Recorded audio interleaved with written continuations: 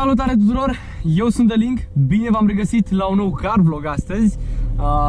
Băi, e o zi liberă pentru mulți dintre români, bucureșteni, mă rog, nu contează, pentru că 24 ianuarie, Marea Unire, din câte știu, și ideea e că e traficul o idee mai liber și asta îmi permite mie să fac un car vlog mai decent, pentru că nu e traficul chiar atât de aglomerat.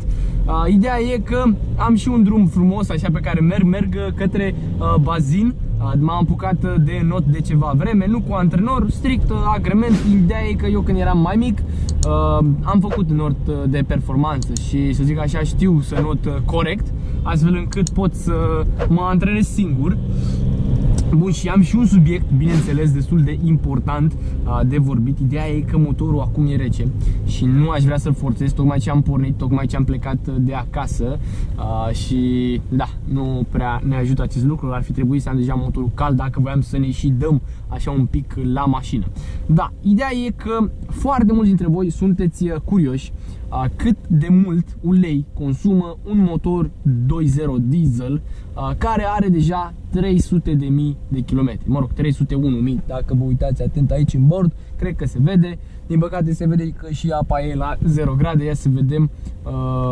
Avem aici temperatura uleiului, încă nu. Cred că mai durează vreo 5 minute și ni se va afișa. Bun. Da, mă băieți, mașina are 300.000 de kilometri, e din 2006. Mamă, uite cum se reflectă aici, vedeți? Bam, bam, bling, bling. Chiar dacă știți că eu am refăcut, salutare, ia uite, apăresc pe vlog. Doi băieți au făcut cu mâna, erau pe bicicletă, merg pe trotuar. Cred că de la 14 ani ai voie pe cred că de la 14 ani ai voie pe carosabil, nu știu că am vorbit Bucharest Bike Traffic despre asta, parcă într-un clip. Mă rog, hai să vorbim de chestiile importante pentru noi. Da, mă vezi, chiar dacă eu am refăcut motorul acum, nu știu, 60.000 de kilometri, să zic, la coasta de est, aproape un an jumate, cam așa.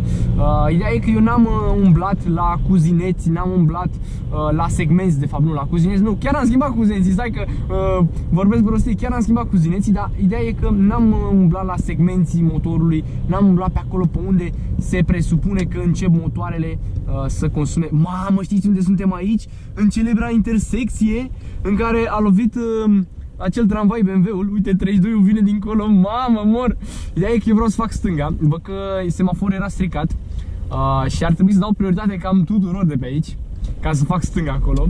Hai, ne luăm după taximetrisul ăsta, că e el aici mai naripat, așa, mai băgăcios. Bă, da, de nu vin la tramvai, ești nebun! Hai, facem și noi stânga așa, ca băieții, ne lasă și pe noi lumea.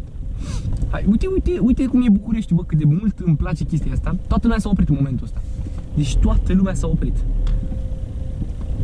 Hai să vedem, ne băgăm așa ușurel. Ideea e că eu trebuia să dau prioritate, dar dacă toată lumea s-a băgat, eu de ce să fiu prost și să rămân la coadă, nu? Bun, da, dacă vă place Bucureștiul, veniți aici, că încă mai e loc pentru toți. Glumesc, e foarte populat și astăzi e o zi liberă, atenție, e ca sâmbăta. Da? Deci, ca să știm despre ce vorbim. Da, mă băieți, chiar dacă am refăcut motorul și am schimbat axul cu came, tacheți, semeringul supape, ce am mai schimbat eu? Am planat chiuloasa, am schimbat garnitura de chiuloasă, am făcut multe nebunii, n-am umblat la lucrurile unde se presupune că începe un motor să cedeze prin a mânca ulei.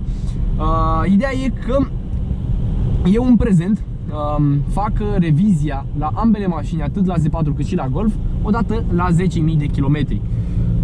Unii o fac la 7.000, la 6.000, alții o fac la 15.000, deși nu sugerez chestia asta, nu cred că e ok. Totuși, nu știu, 15.000 de kilometri înseamnă ceva. Ideea e că fac revizia de ulei și filtre și chestii la 10.000, da? Bun. La mine, după vreo 6.000 de kilometri, în prezent am 4.969, 5.000 în cap, să zicem, da?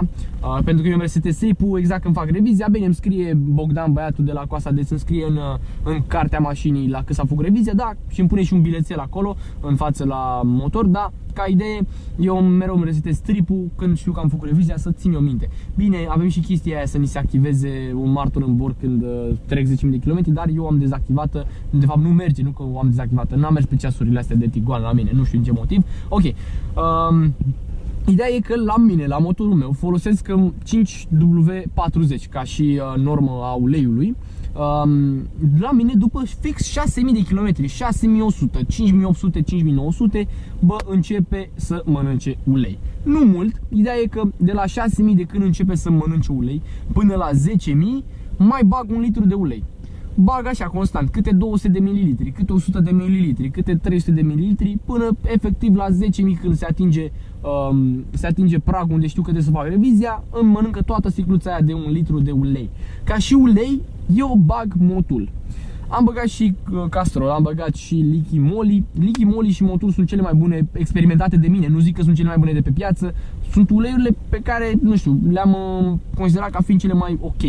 Ideea e că eu analizând situația, ia să de cât timp filmăm? De 5 minute. Ideea e că eu analizând situația, mi-am dat seama că sunt două motive pentru care începe să-mi consume ulei fix după 6000 de kilometri. Dar mereu, gen, de 3 ori am verificat asta până acum și fix la 5800, 6100, pac, începe să pape câte un pic. Câte un pic, până nu mai rămâne nimic. Glumesc.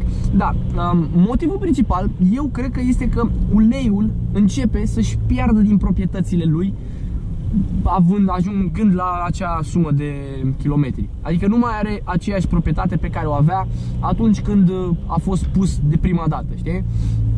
Ideea e că eu aș vrea să rămân pe banda asta, pentru că o să fac dreapta mai în față, da?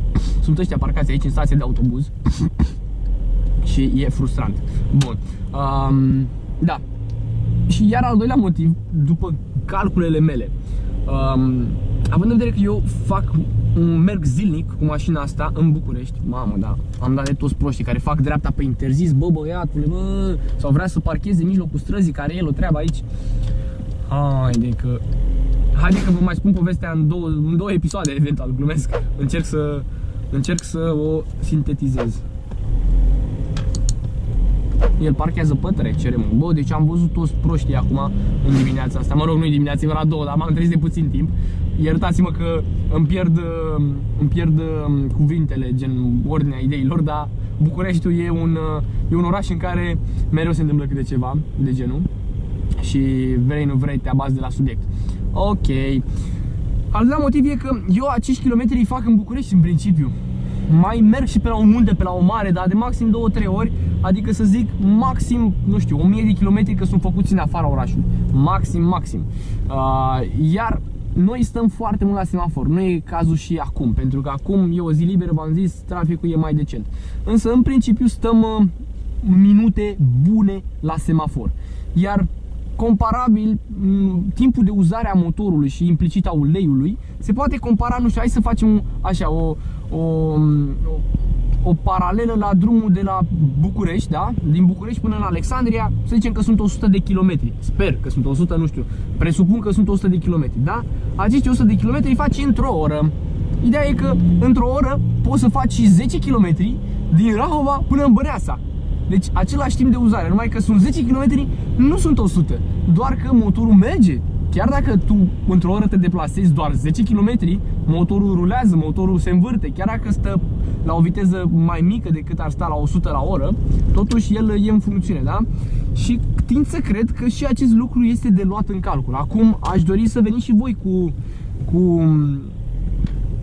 opțiunile voastre, stați că trebuie să mă asigur, cu opțiunile voastre în comentarii sau cu argumentele voastre, mai bine spus, mai corect spus, pentru că probabil mai sunt și alte lucruri. Dar știți ceva? Un litru de ulei la 10.000 de kilometri, eu nu o consider ca fiind o problemă. Adică motorul ăsta are 301.000 km. Eu zic că să-ți mănânce doar un litru în atâția ani, eu zic că e mai mult decât ți-ai fi putut dori. Că aici avem cedează, da. Uite, plecăm cu a doua de pe loc. Bine, nu aveam chiar viteza 0, aveam 2-3 km și am auzit că protejezi cutia dacă nu pleci cu a întâia de pe loc atunci când ai 3-4 km, adică când mașina e considerată în mișcare, în deplasare, știi? Da, mă băieți, cam ăsta a fost subiectul pe care am vrut să-l abordez cu voi. Cred că și chestia asta e de luat în calcul, că odată ce ajunge la 6.000 de km, putem să zicem că a ajuns la 8-9.000 dacă ar fi mers pe un drum mai întins, nu bară la bară, cum e în orașul ăsta minunat. Cum am zis mai devreme, nu o consider o problemă, dar, nu știu, spuneți-mi și voi ce întâmpinați la motoarele voastre. La Z4, sincer să vă spun, nu mănâncă gram de ulei, deși este un motor pe benzină, 3 litri aspirat. Z4 până în prezent are 8000 de km și n-am completat deloc, are doar 100.000 de km, 100 și un pic, nu știu. Ideea e că când am luat mașina, am luat-o la 92.000 de km, o am de jumătate de an și am mers vreo 7-8.000. Mă uitam la RATB-ul ăsta care a venit cam aproape de mine. Da, na, aia e, că ăla din spate era parcat și eu n-aveam cum să mă încadrez pe mana de făcut la dreapta, da. Aia e, lăsăm de la noi. Asta e că s-a încălzit motorul, este în ce temperatură are uleiul? 63 de grade. Da, deci acum putem să ne jucăm cu mașinuța, putem să mergem mai sportiv, așa, mai agresiv. Bine, nu că am menajat-o foarte mult până acum. Mă uitam și de câte minute filmez, de 10 minute. Nu încerc să fac un clip foarte lung. Am vrut să exprim succint ideea pe care am avut-o. Sper că vă plac astfel de car vloguri. Sper să mai găsim subiecte pe care să le abordăm. De asemenea, puteți să sugerați și voi în comentarii ce alte subiecte mai vreți să vorbim. În curând, în mai puțin de o lună, am crezut că s-a pus verde. În mai puțin de o lună vom începe modificările Z4-ului. Cred că vom face întâi schimbarea de culoare. Nu o să vă spun dacă e colant, dacă e vopsea, care e vopsea sau care colant va fi. Dar am ales să fac asta prima dată, să schimb culoarea, pentru a putea merge la rar cu mașina stock. Adică să nu fac evacuare, să nu încep să fac eu nebunii la ea, ca să am culoarea omologată. Gen, consider că prim pas cam ăsta ar fi cel corect. Să schimb culoarea și apoi să schimb talonul și apoi evacuarea și alte nebunii, ca să ai... mă, băiatule. Bun, ca să fie asigurat acolo. Bine, ce facem noi aici nu e corect, gen că asta e bandă de făcut la stânga, dar eu fiind primul la semafor, o să plec mai mult ca sigur în timp suficient încât să nu încurc pe restul la trafic. Da, mă, băieți, eu am fost de Link, vă mulțumesc pentru atenția acordată. Poate, uite, s-a pus verde. Mamă, vedeți semaforul cu semnal sonor? Auzi, frate, nu trebuie să vezi. Te claxonează ăla din spate cu RATB-ul. E verde, prostule. Oba, aici era o denivelare. Bă, cât îmi place orașul ăsta, jur. N-aș putea să nu trăiesc în București. Sau, cel mai bine spus, n-aș putea să nu trăiesc cumva într-un oraș mai, nu știu, cu trafic mai mic sau, nu știu, cu agitație mai redusă decât București. Adică dacă aș putea trăi într-un alt oraș, aș vrea să fie tot un oraș aglomerat.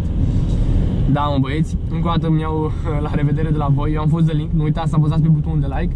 Poate facem un car vlog, doamne, un vlog și de la Înot, pentru că pot să-mi pun GoPro, cred că e destul de tare și acolo să facem așa o dată, să vedem cum e experiența pe care o vedeți voi acolo, ce fac eu. Eu ajung în 5 minute, ceea ce este foarte bine. Am fost de Link, la revedere, o zi frumoasă și însorită tuturor, că vine primăvara mai repede să punem jantele alea frumoase. Nu uita că poți folosi voucherul Y de Link în comanda ta pentru a beneficia de reducere la orice produs PC Garage. Mulțumesc!